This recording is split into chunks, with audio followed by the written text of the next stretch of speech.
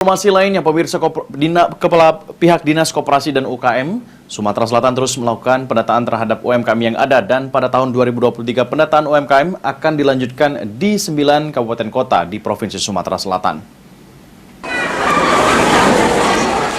Sebagai salah satu ujung tombak penggerak roda perekonomian di Provinsi Sumatera Selatan, keberadaan UMKM terus diperhatikan pihak pemerintah melalui upaya pendataan agar bantuan kepada UMKM dapat lebih tepat sasaran.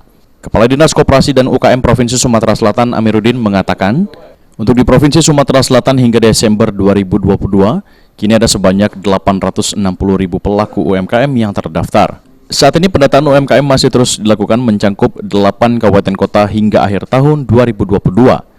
Sementara UMKM pada 9 kabupaten kota lainnya akan didata pada tahun 2023. Pendataan sendiri guna membentuk Big Data UMKM agar nantinya bantuan terhadap pelaku UMKM dapat lebih tepat sasaran. Pendataan UMKM sendiri akan dilakukan secara lengkap dan terperinci, mulai dari nama pemilik, alamat, jenis usaha, jumlah omset, aset, dan lainnya. UMKM sendiri jumlahnya yang terdata di kita sebanyak 860.000 pelaku usaha mikro, kecil, dan menengah. Itu ada. Sekarang kita pendataan.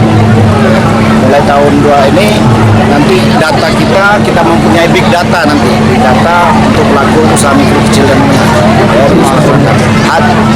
Tahun ini baru 8 kabupaten kota dan sisanya 9 kabupaten kota akan kita laksanakan tahun 2023 untuk pendataan lengkapnya, ya, mulai filing, by address, jenis usaha, jumlah omset dan aset dan lain-lain.